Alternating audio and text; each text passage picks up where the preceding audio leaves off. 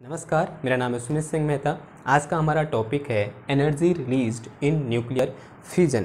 हमने इससे पिछले वाले लेक्चर में न्यूक्लियर फ्यूजन क्या होता है उसके बारे में समझा था। हमने क्या पढ़ा था? हमने पढ़ा था कि जो हमारे पास हैवी न्यूक्लियाई होते हैं, जब ये हैवी न्यूक्लियाई किसी न्यूट्रॉन को या फिर किसी स्लो न्यूट्रॉन को कैप्चर करते हैं, ये हैवी न्यूक्लियाई दो ऐसे न्यूक्लियाई में डिसइंटीग्रेट हो जाते हैं जिनका मास क्या होता है, कंपेरेबल होता है। तो इस टाइप की न्यूक्लियर रिएक्शन को हमने क्या बोल दिया था? न्यूक्लियर फ्यूजन बोल दिया था।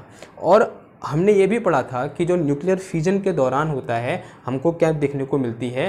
कुछ हाई अमाउंट ऑफ एनर्जी देखने को मिलती है। हमने एक एग्जाम्पल लिया था किसका? यूरेनियम 235 का। हमने क्या किया था? हमने यूरेनियम 235 का 92 यूरेनियम 235 का एक क्या लिया था? न्यूक्लियस ले लिया था। हमने इस पर क्या किया था? एक न्यूट्रॉन को प्रोजेक्ट कराया था। जैसे ही इस पर हम न्यूट्रॉन को प्रोजेक्ट कराएंगे तो यूरेनियम कहाँ चला जाएगा? क्या बनाएगा? एक कंपाउंड न्यूक्लियस बनाएगा।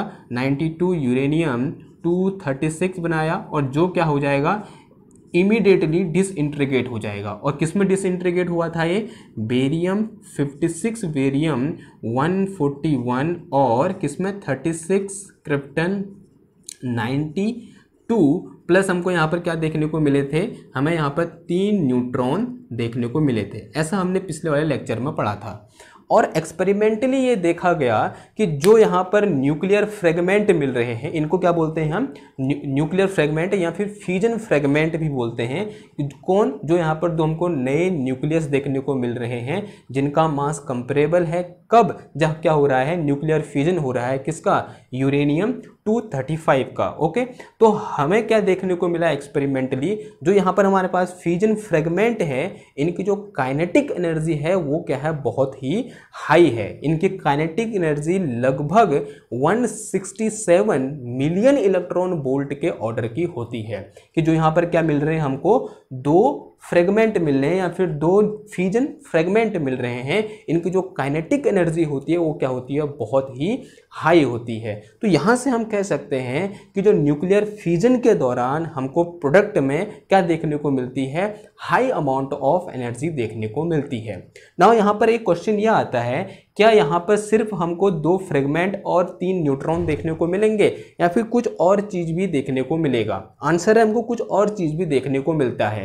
यहाँ पर 2 फ्रेगमेंट और यहाँ पर कुछ न्यूट्रॉन तो हमको मिलेंगे ही मिलेंगे, साथ ही साथ हमको उसी समय, जिस समय ये फ्रेगमेंट बने, उसी समय हमको कुछ क्या देखने को मिलते हैं? बीटा नेगेटिव देखने को मिलते हैं। यानी क्या होता है? बीटा डीके भी होता है। कुछ हमको क्या देखने को मिलता है? बीटा डीके हो रहा है तो कुछ हमको एंटी न्यूट्रिनो भी देखने को मिलते हैं और कुछ क्या देखने को मिलता है?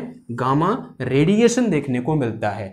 अब यहाँ पर कुछ एडिशन चीजें भी हमको देखने को मिल रही हैं। इसका मतलब अब कुछ एनर्जी में क्या हो जाएगा? इंक्रीज हो जाएगा। यानी इन दोनों की काइनेटिक एनर्जी तो होगी ही होगी और कुछ एनर्जी इस न्यूट्रॉन, इस बीटा पार्टिकल, इस एंटी न्यूट्रिनो और इस किसकी होगी? यहाँ पर हमारे पास जो यहाँ पर गामा रेडिएशन है, इसकी भी क्या होगी? कुछ एनर्जी होगी। तो जो इनकी जो काइनेटिक एनर्जी होती है फ्रेगमेंट की, जो हमारा फ्रेगमेंट के कारण जो एनर्जी होती है, एनर्जी ड्यू टू फ्रेगमेंट, वो अप्रॉक्स कितनी होती है? 167 मिलियन इलेक्ट्रॉन वोल्ट होती है। और जो हमारे पास न्यूट्रॉन है या बीटा नेगेटिव है, एंटी न्यूट्रिनो है और जो गामा रेडिएशन है, इन सब की जो एनर्जी होती है वो कंबाइनली 33 मिलियन इलेक्ट्रॉन वोल्ट के आसपास होती है। ठीक है, अप्रॉक्स कितनी होती है?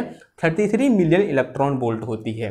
तो इसकी टोटल एनर्जी कितनी मिलेगी हमको यहाँ पर न्यूक्लियर फ्यूजन के दौरान? अगर मैं यहाँ पर क्या निकालूँ? टोटल एनर्जी रिलीज्ड निकालूँ तो इसको सम करूँगा तो कितना आ जाएगा? अप्रॉक्स ये 200 मिलियन इलेक्ट्रॉन वोल्ट आ जाएगा। यानी किसी भी न्यूक्लियर फ्यूजन के दौरान हमको लगभग कितनी एनर्जी देखने को मिलती है? 200 मिलियन इलेक्ट्रॉन वोल्ट एनर्जी देखने को मिलती है। अब हमको ये समझना है कि इतनी एनर्जी क्यों देखने को मिली? क्यों जब यूरेनियम इस बेरियम और क्रिप्टन में डिसइंटीग्रेट हुआ तो इतनी हाई अमाउंट ऑफ एनर्जी देखने को क्यों मिली? तो इस चीज़ को एक्सप्लेन करने के लिए हम सहायता लेंगे किसकी?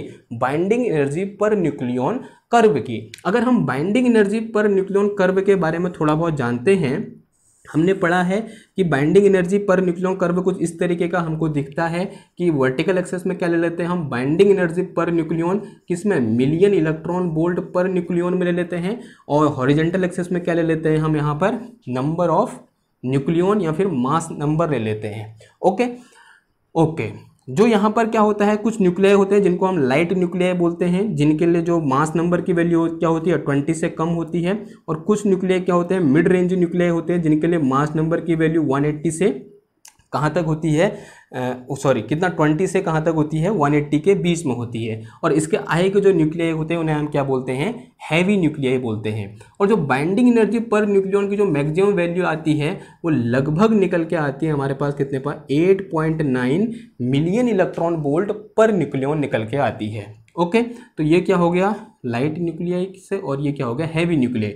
जो इसका कर्व निकल के आता है हम सब जानते हैं कैसा कर्व आता है, कुछ इस टाइप का कर्व हमको क्या होता है देखने को मिलता है। ओके, और ये अज्यूम कर लिया कि ये किसके लिए है हमारे पास, यूरेनियम 235 के लिए है। किसके लिए, यूरेनियम 235।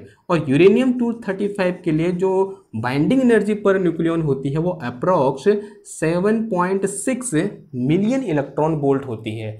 लगभग कितनी होती है, 7.6 मिलियन इलेक्ट्रॉन वोल्ट होती है।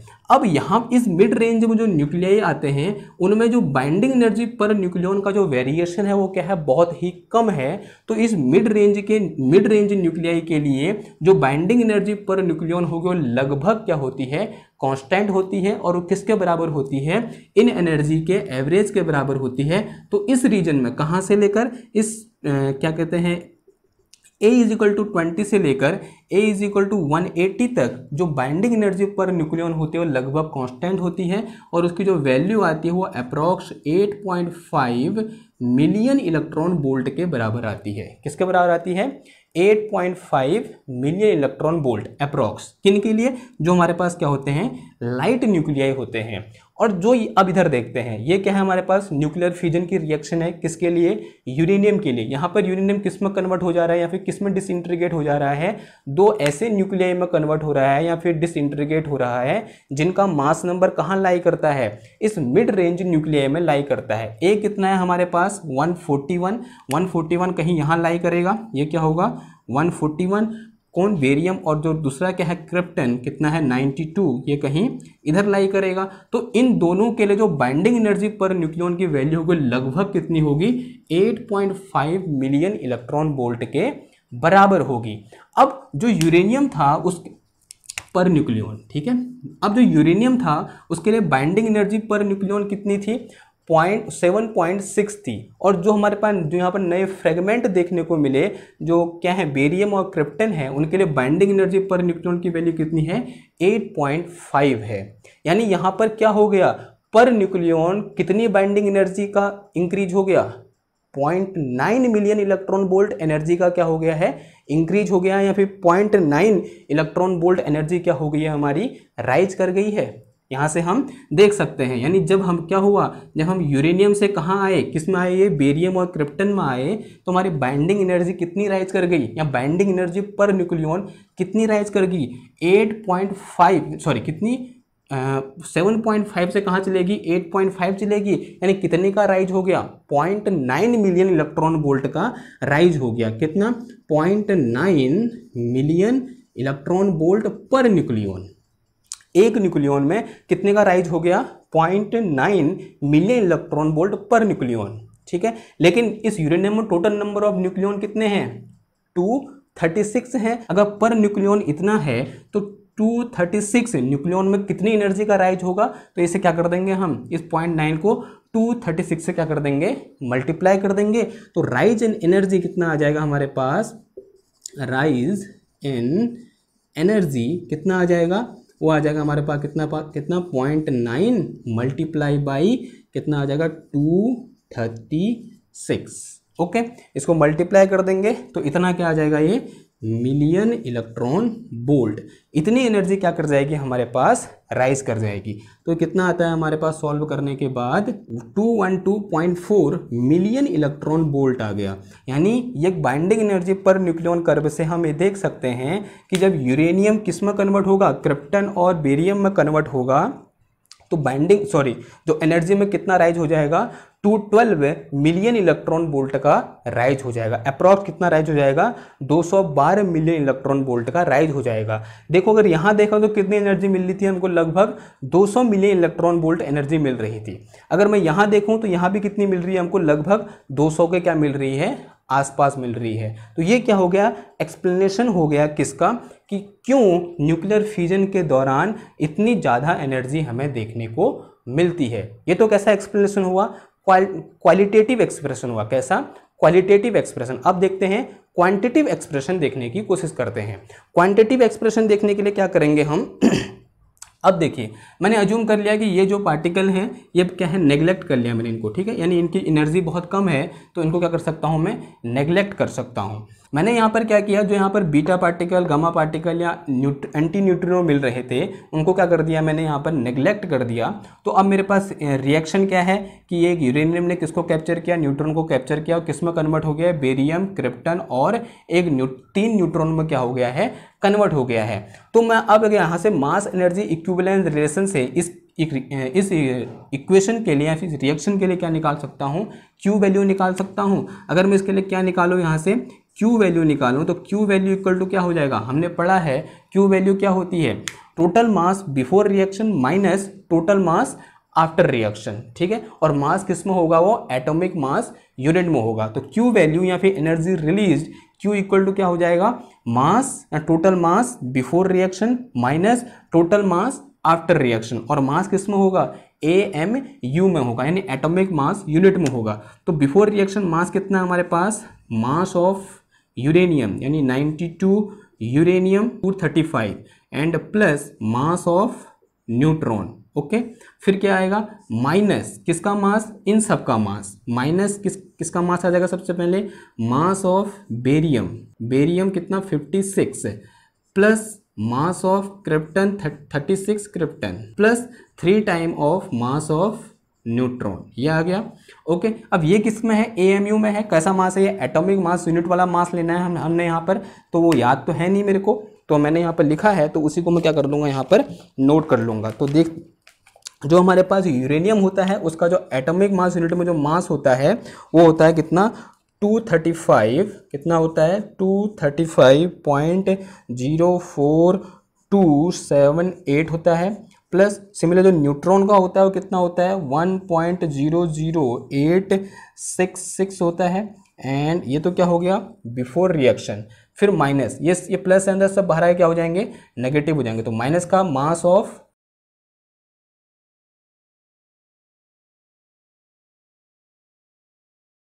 Mass of neutron multiply by 3, तो 3 into mass of neutron, mass of neutron कितना होता है 0.00866। आप इसको सॉल्व भी कर सकते हैं, बहुत आसान है सॉल्व करना है इसको, आप बहुत टाइम लगेगा, लेकिन मैंने यहाँ पर सॉल्व करके रख दिया है। इन सब को सॉल्व करके जो आंसर निकल के आता है वो आता है आपका कितना, 0.21537 U एटॉमिक मास यूनिट। तो Q इक्वल टू कितना आ गया हमारे पास यहाँ पर 0.21537 U एटॉमिक मास यूनिट। अब इसको हम मिलियन इलेक्ट्रॉन वोल्ट में कन्वर्ट कर सकते हैं, इतना क्या आ जाएगा ये, मिलियन इलेक्ट्रॉन वोल्ट। और इसको सॉल्व करेंगे तो आप सॉल्व कर सकते हो, और सॉल्व करके आंसर आ रहा है इसका कितना, approx 200.6 million electron volt, 200.6 million electron volt, यानी ये भी किसके बराबर आ रही है। तो ये कैसा एक्सप्लेनेशन हो गया इसका, क्वांटिटेटिव एक्सप्लेनेशन होगा। ये कैसा एक्सप्लेनेशन हो गया, क्वालिटेटिव एक्सप्लेनेशन हो गया, कि किसी भी न्यूक्लियर रिएक्शन के दौरान इतनी हाई अमाउंट ऑफ एनर्जी देखने को क्यों मिलती है।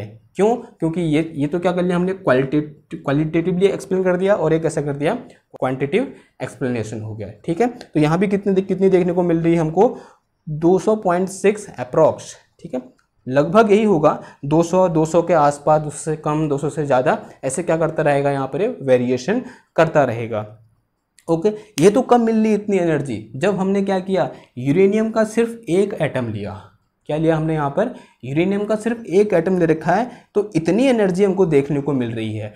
अगर मैं क्या लूँ, 1 ग्राम यूरेनियम लूँ, कितना लूँ, 1 ग्राम यूरेनियम लूँ, तो हमको कितनी एनर्जी देखने को मिलेंगी, अब पहले वो देख लेते हैं। अगर हमारे पास क्या हो, जो यूरेनियम हो कितना हो, 1 ग्राम यूरेनियम हो, फॉर 1 ग्राम यूरेनियम, एक एटम का क्या हो रहा है, फ्यूजन हो रहा है, तो कितनी एनर्जी देखने को मिल रही है हमको, 200 मिलियन इलेक्ट्रॉन वोल्ट एनर्जी देखने को मिल रही है। लेकिन जब हम क्या करेंगे, इस यूरेनियम का 1 ग्राम लेंगे, सब्सटेंस लेंगे इसको हम, तब हमको कितनी एनर्जी देखने को मिलेगी। सबसे पहले ये देख लेते हैं।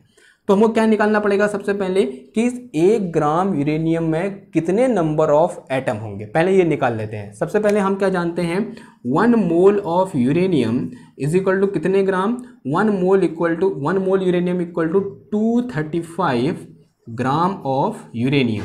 अगर मैं कहूँ कि मेरे पास 1 मोल यूरेनियम है तो इसका मतलब क्या हुआ, मेरे पास 235 ग्राम यूरेनियम है। अगर मैं ये बोलूँ कि 1 gram of uranium is equal to कितने मोल, कितना आ जाएगा, 235 मोल, यानी 1 ग्राम यूरेनियम में कितने मोल होते हैं, 1/235 मोल हो जाएंगे। ये कहाँ आ जाएगा, डिवाइड में आ जाएगा। Since we know 1 mole equal to 6.022 into 10⁻23 atom. ठीक है, इतने एटम होते हैं किसमें, 1 मोल में, यानी किसके बराबर, एवोगैड्रो नंबर के बराबर। तो हम अगर हमारे पास इतना 1 ग्राम में इतने मोल हैं तो इसमें कितने एटम होंगे, multiply by this one. 1 gram of uranium equal to कितना, 0.022 इंटू 10⁻23 डिवाइडेड बाई 235 एटम।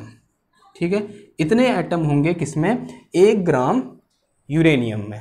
ठीक है, 1 ग्राम यूरेनियम में कितने एटम होंगे, इतने एटम होंगे। मैं थोड़ी देर के लिए अज्यूम कर लेता हूं, यहां पर तो मेरा आंसर क्या आ रखा है, 200.6 मिलियन इलेक्ट्रॉन वोल्ट आ रखा है। कब, जब एक एटम क्या हुआ, फ्यूजन हुआ, एक एटम का फ्यूजन हुआ तो कितनी एनर्जी मिली, इतनी एनर्जी मिली। मैं थोड़ी देर के लिए अज्यूम कर लेता हूं कि ये Q कितना है, 235 मिलियन इलेक्ट्रॉन वोल्ट है। ठीक है, क्योंकि वो 200 से थोड़ा ऊपर भी हो सकता है, 200 से थोड़ा नीचे भी हो सकता है। मैंने अज्यूम कर लिया कितना है, 235 मिलियन इलेक्ट्रॉन वोल्ट है। इतनी एनर्जी रिलीज हो रही है जब एक एटम का क्या हो रहा है, एक यूरेनियम एटम का क्या हो रहा है, फ्यूजन हो रहा है। क्यों किया मैंने ऐसा, क्योंकि यहाँ पर कैलकुलेट करने में क्या हो जाएगा, मुझे आसान हो जाएगा। अगर मेरे पास इतने एटम हैं और एक एटम से इतनी एनर्जी निकल रही है तो इतने एटम से कितनी एनर्जी निकल जाएगी, तो E इक्वल टू क्या हो जाएगा हमारे पास, वो हो जाएगा कितना, 0.022 into 10⁻23 divided by 235 multiply by 235 million electron volt. ठीक है, क्योंकि यहाँ पर क्या है, एक से कितने निकल रही है, 235, तो इतने से कितने निकलेगी, ये मल्टीप्लाई बाई 235। तो यहाँ पर 235 से 235 क्या हो जाएगा हमारे पास, कैंसिल हो जाएगा। तो यहाँ से एनर्जी इक्वल टू कितना आ गया, 0.022 इंटू 10⁻23। ये क्या है, मिलियन इलेक्ट्रॉन वोल्ट। इतना क्या आ जाएगा, ये मिलियन इलेक्ट्रॉन वोल्ट आ जाएगा। इसको मैं किस में कन्वर्ट कर सकता हूँ, जूल में कन्वर्ट कर सकता हूँ। तो जूल में कन्वर्ट करने के लिए क्या कर सकता हूँ मैं इसको, E is equal to 6.022 into 10⁻23 million, यानी 10⁻6 into electron volt 1.6 into 10⁻⁻19 joule. इतना आ जाएगा ये। ओके, ठीक हो गया। इससे इसको माइनस करोगे तो कितना आ जाएगा, -13 प्लस 23 कितना आ गया कि पावर 10 आ गया। तो E इक्वल टू कितना आ गया हमारे पास, 6.022 इंटू 1.6 इंटू 10⁻10 जूल। इतनी एनर्जी क्या होगी, रिलीज होगी। ये क्या है, बहुत ह्यूज अमाउंट ऑफ क्या है, एनर्जी है। अगर इतनी एनर्जी रिलीज हो रही है किससे, सिर्फ 1 ग्राम यूरेनियम से, कितनी, 0.22 इंटू 1.6, इसको आप मल्टीप्लाई कर लीजिए, इंटू 10⁻10 जूल एनर्जी क्या हो रही है, रिलीज हो रही है, सिर्फ 1 ग्राम यूरेनियम से। वैसे जनरली हम किससे एनर्जी प्राप्त करते हैं, कोयले को जलाकर, यानी कोल को जलाकर। अगर मुझे इतनी अमाउंट ऑफ एनर्जी चाहिए तो उसके लिए मुझे लगभग 3000 किलो कोयला चाहिए। कितना कोल चाहिए, 3000 किलो कोल चाहिए, तब जाकर मुझे इतनी एनर्जी क्या होगी, प्राप्त होगी। वहीं जो यूरेनियम है वो सिर्फ कितना यूज हो रहा है, 1 ग्राम यूज हो रहा है। इसका मतलब क्या हुआ, जो यूरेनियम है उसका क्या है, एडवांटेज है एनर्जी को क्या करने में, जनरेट करने में, क्योंकि इसका जो अमाउंट है वो बहुत कम यूज हो रहा है। तो ये क्या हो गया हमारे पास, किसी न्यूक्लियर फ्यूजन के दौरान कितनी एनर्जी निकलती है, क्यों निकलती है, और उसके पीछे का क्वालिटेटिव या क्वांटिटेटिव रीजन क्या है। आई होप आपको समझ में आया होगा। मिलते हैं आपसे नेक्स्ट क्लास में, तब तक के लिए थैंक यू, धन्यवाद।